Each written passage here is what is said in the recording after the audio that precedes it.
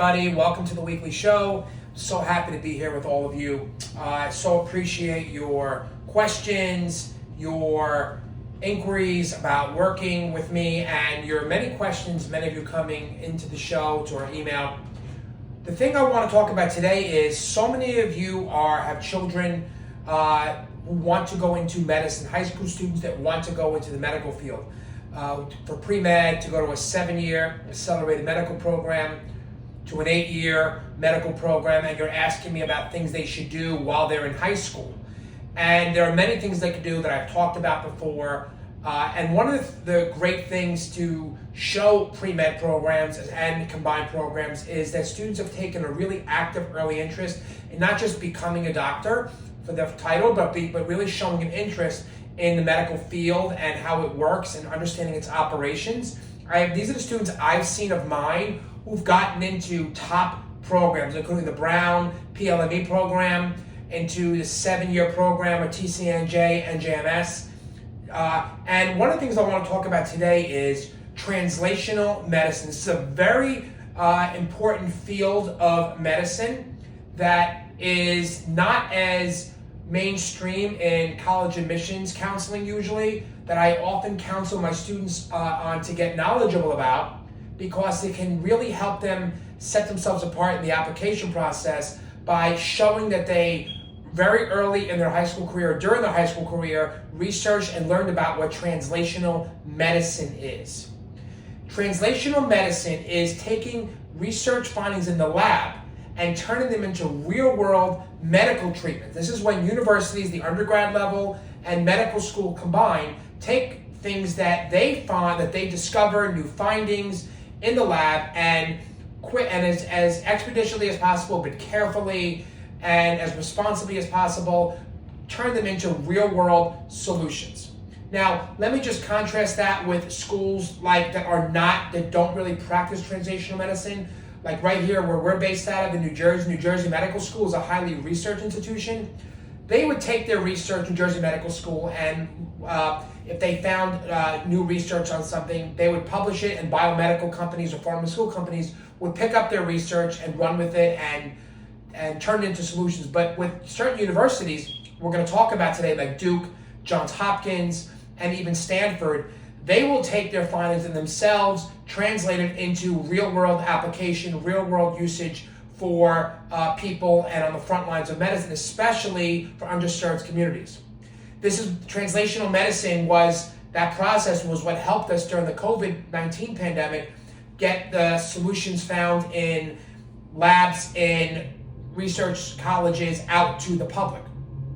So we're talking about translational medicine. It's a way for students to demonstrate in their applications, their knowledge about it demonstrates curiosity, initiative, and a future-oriented mindset in medicine, okay?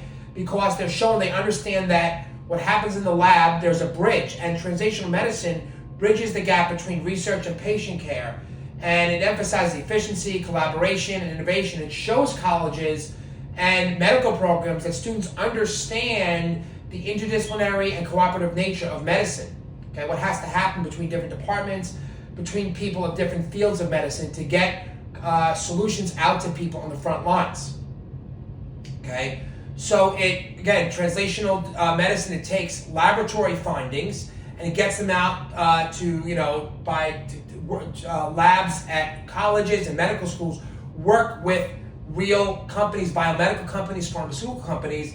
They design clinical trials, they collaborate together, they get regulatory approvals together from the FDA, they create partnerships with these organizations to manufacture, distribute treatments, and this ensures that they reach patients efficiently and safely. Okay, so different colleges, medical schools, we're talking about undergraduate schools in this regard for high school students applying.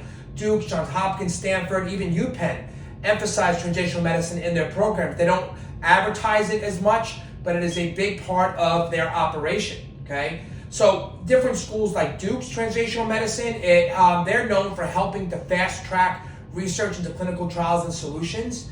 And undergraduate students who go to Duke or go to any undergraduate school will get a chance to work in these labs. They won't be the ones as undergraduate students working with the pharmaceutical companies directly or the biomedical companies to get the solutions out, but they will work with on the research part. They will observe it, and that is to show, again, showing colleges in their essays, in their interviews, that they understand the translational medicine process can be very interesting to admissions officers, very impressive, especially if they've really if they can demonstrate they've taken an active path to learning more about translational medicine, okay? So, I mentioned Duke, I mentioned there's other schools like Hopkins that takes another path.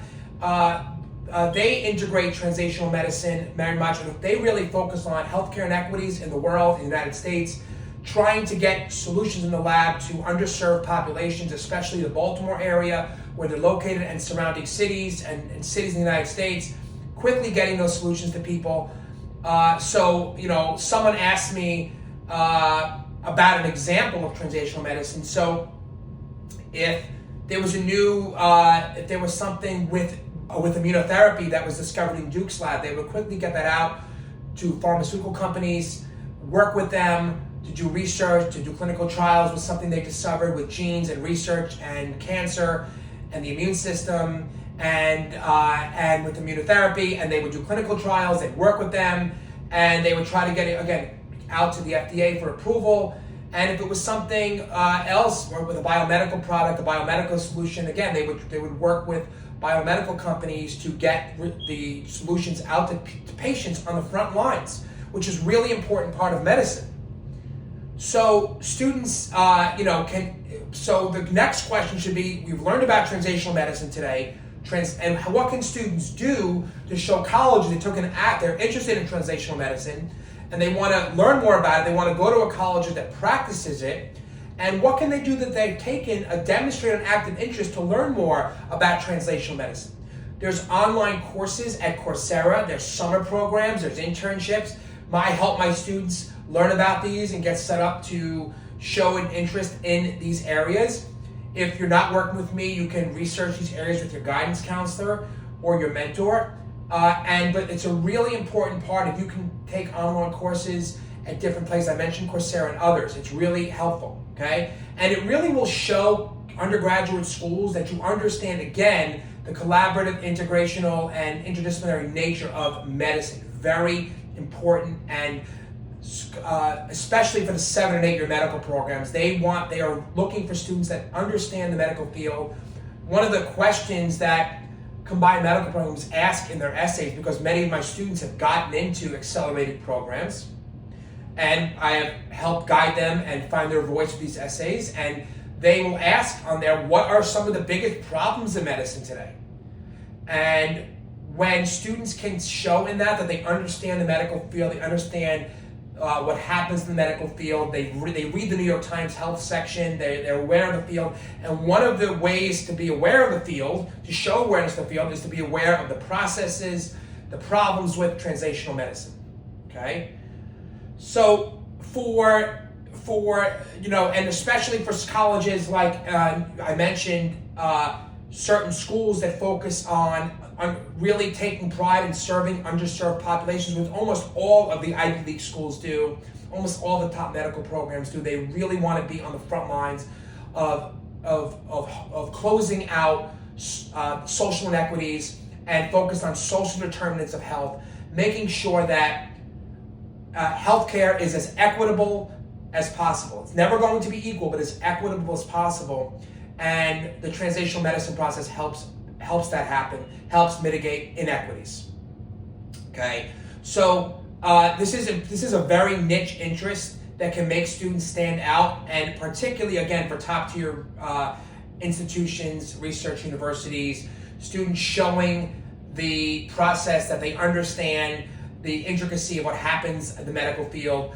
I often say when I prepare students for their medical school interviews, college students, even high school students, that programs are looking for students that truly have a passion, not just for the title of becoming a doctor, but they really are interested in the field. They're ready to get down, work hard, and understand that medicine is multifaceted. interdisciplinary, and very collaborative.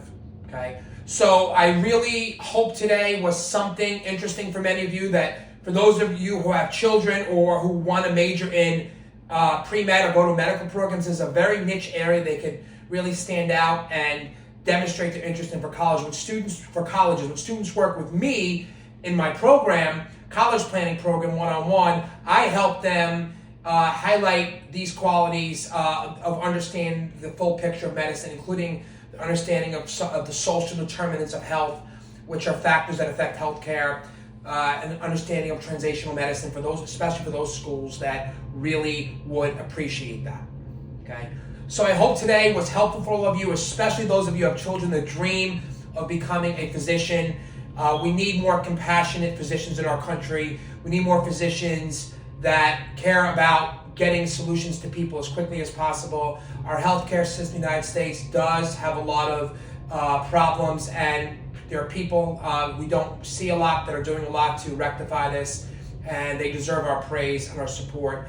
And getting great students in great schools is part of that process. Okay, I hope it was helpful for all of you. Thank you for tuning in, and have a fantastic day.